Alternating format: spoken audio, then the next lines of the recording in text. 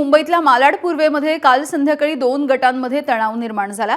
कलश यात्रेच्या दरम्यान भगवा झेंडा फडकवणाऱ्या 2 तरुणांना मारहाण झाल्याची घटना घडली आहे।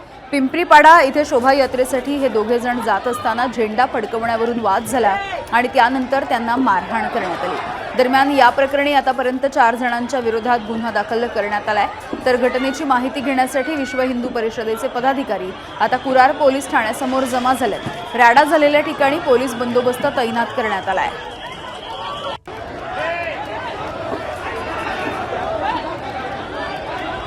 हमारी यहाँ के पुलिस प्रशासन से इतनी ही मांग है कि जिसने भी ये प्रकरण किया है, जिन्होंने भी हिंदू समाज के ऊपर हल्ला किया है, उनके ऊपर सख्त से सख्त कार्रवाई हो और उनको तुरंत अरेस्ट किया जाए।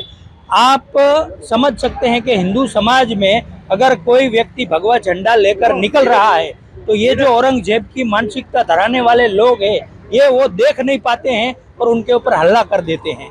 ये कहाँ का न्याय है? हम पुलिस प्रशासन से इतना ही कहना चाहते हैं कि ये जो भी इसमें विक्टिम है और आरोपी है, उनको न्याय मिलना चाहिए और जो आरोपी है वो तुरंत अरेस्ट होना चाहिए। दरम्यान मुख्यमंत्री या सगळ्या प्रकरणाची गंभीर दखल घेतील अशी प्रतिक्रिया भाजपचे आमदार प्रवीण दरेकरांनी दिली आहे। हे अत्यंत गंभीर आहे। मी मीडियाच्या माध्यमातून ती घटना या ठिकाणी पाहिलेली आहे।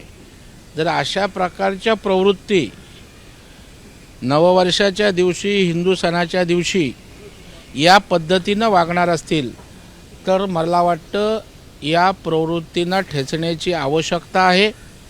प्रत्येकाने आपला सण साजरा करावा, परंतु दुसऱ्याच्या सणामध्ये त्या ठिकाणी अशा प्रकारचा व्यत्यय आणणं, मारहाण करणं त्या ठिकाणी योग्य नाही।